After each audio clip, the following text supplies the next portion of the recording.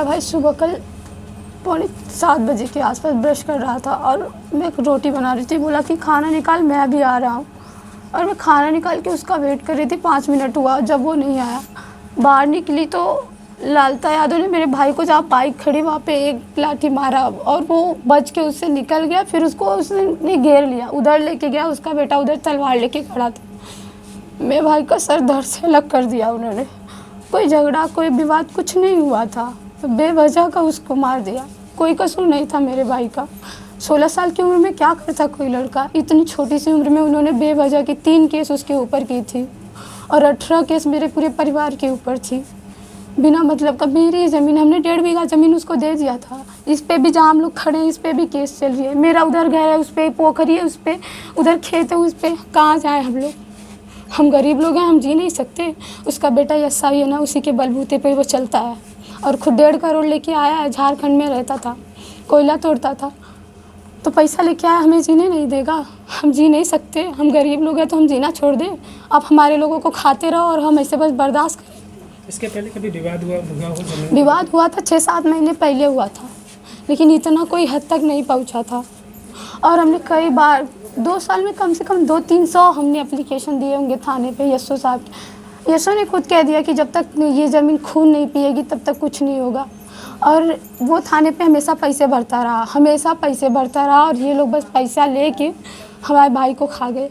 1.5 करोड़ मेरे भाई को खा गया। मेरे भाई को कभी कोई वापस नहीं ला सकता, लेकिन मैं चाहती हूँ जैसे मेरा भाई गया ना, मुझे भी उन दोनों बाप बेटों का खून चाहिए। और उसका बेटा जो एसआई है ना, उसकी नौकरी नहीं होनी चाहिए। वो लोग कभी आगे ना बढ़ें और वो हमेशा सलाखों के पीछे रहे, जो लोग भी जीवित रहे हैं।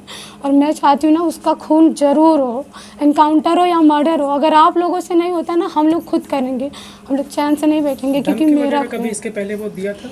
नहीं, परिवार के लोग धमकी उमकी दे रहे थे कि मार देंगे, ऐसा कर देंगे? नहीं, कभी शाम को 3-4 दिन पहले शाम को ऐसे भाई को देखते थे और हम लोगों को भी देखते थे, तो वहाँ से ऐसे लाठी लेके बोलते थे कि मार देंगे, जान से मार देंगे किसी को। तो हम लोगों को थोड़ी पता था बिना विवाद के कोई ऐसे कर देगा। कोई बात नहीं थी, वो तो ब्रश कर रहा था, कुछ बोला भी नहीं था, तो भी आके उसको मार दिए। घर पे कोई नहीं था, उसने देखा कि बस मम्मी और भाई बाहर है, इसीलिए वो आके मारा। हमारी कोई गलती नहीं थी उसमें। यस्सु पर आप आरोप लगा रही कि हम कई बार एप्लीकेशन देते हाँ, हैं। उन्होंने बोला, वो उन्होंने खुद बोला कि जब तक खून नहीं पिएगी तब तक आपके हाथ में कानून है ना, तो आप ऐसे कहेंगे कि जब तक खून नहीं पिएगी तब तक कुछ नहीं होगा, आप अपनी कार्रवाई करेंगे ना। हम आपके यहाँ क्यों आते हैं? हम यही लेके आते हैं, हम गरीब लोगों का आप लोग निवारण करेंगे, हमें न्याय दिलाएंगे ना। ये थोड़ी कहते हैं कि तुम लोग मर्डर कर लो तभी मानोगे। थाने के आगे आप लोग नहीं गए? आप लोगों ने एसपीडीएम से मिलने का प्रयास नहीं किया? सब जगह एप्लीकेशन गया है, लेकिन आज लोग जागरूक हुए, आज आए हैं। जब मेरा भाई चला गया मेरे हाथ से तब आए लोग। क्या करेंगे हम लोगों का? हम क्या करेंगे? प्रशासन की भी लापरवाही है। जाहिर सी बात है, जिसके पास पैसा है प्रशासन उसकी सुनती है। कल मैं भी चिल्ला के कह रही थी, सब लोग बस वीडियो बना रहे थे। सब लोग बिस्लेरी का पानी और खोए की बर्फी खा रहे थे और 2 समोसा और 1 कप चाय के लिए लोग मरते चुस्की लेके निठल्लों की तरह ठहाके मार के हंस रहे थे। मैं पागल दिखती हूँ? आज तो दिवाली है ना, सबके घर में दिया जलेगा। मेरा दिया तो सबसे पहले बुझ गया। हमारे घर में दिया कौन लाएगा? अकेला भाई था आपका? 5 बहनों में अकेला भाई था। खा गए वो लोग भी उसे। निर्दोषी को ऐसे कब तक लोग खाते रहेंगे? किस तरीके की कार्रवाई चाहते हैं आप? हम चाहते हैं कि जैसे मेरे भाई को ये लोग खाए ना, उन दोनों बाप बेटों का मर्डर हो और उसका खून मेरे सामने हो और उसके बेटे की नौकरी चली जाए और इसका दोनों घर गिर जाना चाहिए। और ये लोग कभी सलाखों के से बाहर नहीं आने चाहिए। वो लोग कभी दिखे ही नहीं हम लोगों को। वो लोग इस गांव में दोबारा ना आए, क्योंकि जो हम लोग झेल रहे हैं ना, वो चीज़ आप कभी फील ही नहीं कर सकते। आप बस हमारे पास आए ना, बस आंसू आँख में आ जाएंगे, बाहर आ जाएंगे। बस हम लोग उम्र भर के लिए अकेले हो गए हैं।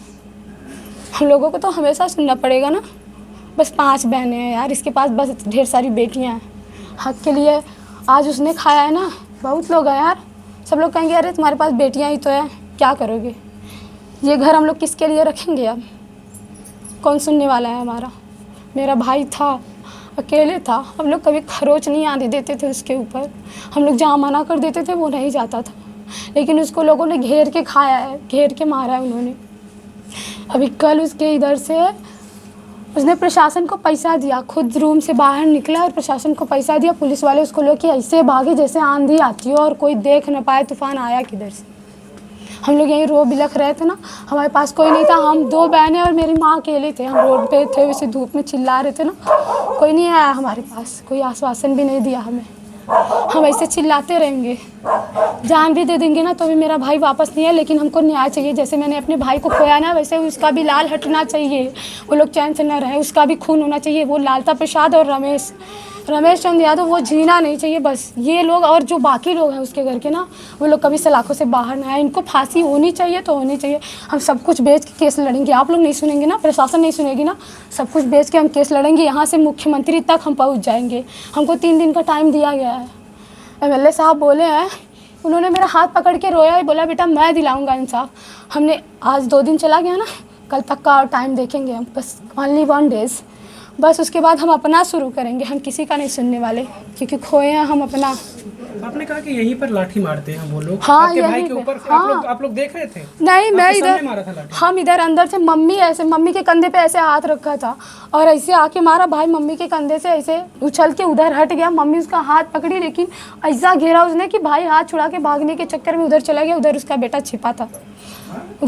छिपा था, ये लोग चारों तरफ से उसको घेर लिया, फिर आके ऐसे पीछे से गर्दन पे ऐसे लगा दी। मेरे भाई की हत्या मेरे सामने हो गई। पैदा होते तो नहीं देखे थे, बट जाते वक्त उसको देख लिए। आप सोचिए, आपकी बहन के ऊपर अगर आपके साथ होता तो क्या बीतती। हम 5 बहनें अब कहाँ की रहे, सबकी तो शादी हो गई। बहरहाल छोड़िए, हम 2 बहनें किस काम के हैं, हम 2 लोग कहाँ जाएंगे, कौन सहारा है मेरा। हम बाप का सहारा बने, माँ का सहारा बने, या भाई का बदला लें, उसको न्याय दिलाएं, या खुद को आश्वासन दे कि हम अभी जीवित हैं। आप भी ताइक्वांडो की प्लेयर हैं और मेरी छोटी बहन है। और अनुराग भी ताइक्वांडो का हाँ। क्या सपना था उसका? वो खेल खेलता था, गोल्ड मेडल उसका NDA में जाना था। वो चाहता था कि मैं NDA बनूंगा, मैं आर्मी ज्वाइन करूंगा, लेकिन सपना तो सब सपना ही रह गया ना। हम लोगों का हर सपना टूट गया, कोई अरमान ही नहीं बचा, कुछ नहीं बचा हमारे पास। हमने सब कुछ खो दिया अपना, सब कुछ खो दिया हमने, कुछ नहीं बचा।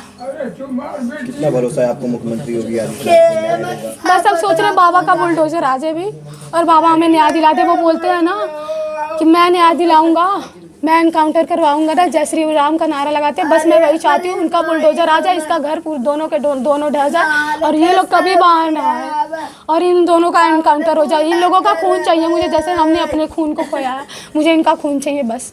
हम जब तक उसके खून से नहाएंगे नहीं, हमें शांति नहीं मिलने वाली। बहरहाल खो तो गया। 40 सालों से आप लोग का जमीनी विवाद था।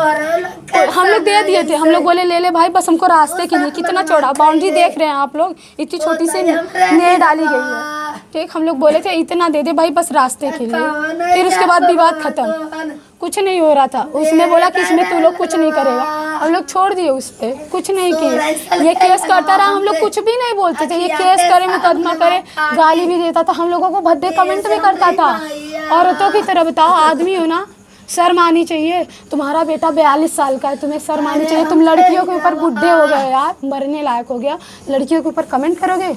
मतलब आप लोग के साथ भी बदतमीजी करता था? बदतमीजी करता, ऐसे हम लोग जाते थे ना, ऐसे कमेंट पास करता था। अरे जवान लड़की जा रही है, अरे ये देखो वो देखो, चूतिया दिख रहे हैं हम बस शांत थे कि मेरा भाई सही रहेगा। हम लोग इससे नहीं भिड़ेंगे, क्योंकि हमारे पास उतना पैसा नहीं है। हम लोग दूध बेच के अपना खर्चा चलाते हैं, मतलब हम जीना छोड़ दिया। आज हम, उसका बेटा एसआई है तो क्या इस बात का भी धौंस जमाते थे वो? हाँ बिल्कुल जमाते थे। हमने इतना एप्लीकेशन दिया, उसने बोला कि मेरे बाप को कुछ नहीं होना चाहिए। उसी के दम पे तो वो कूदता था। उसका बेटा एसआई है ना, उसकी नौकरी जानी चाहिए। हम तो कह रहे हैं उसकी नौकरी जानी चाहिए। हमको योगी जी से निवेदन है कि वो उसकी नौकरी खा जाए और उसके बेटे को एनकाउंटर करवा दे और उसका घर ढहवा दे। बाबा का बुलडोजर कहाँ गया? कल 1.5 घंटे बाद प्रशासन आया, हम चिल्लाते रहे, लेकिन प्रशासन हमारे पास नहीं आया। प्रशासन उसके घर को घेर रखा था ताकि ये लोग आक्रमण न करे उसके घर को। एसआई का घर है भाई, बचा रहेगा? एसआई का घर है मतलब बंगला खड़ा होगा? बताइए। स्वाति यादव।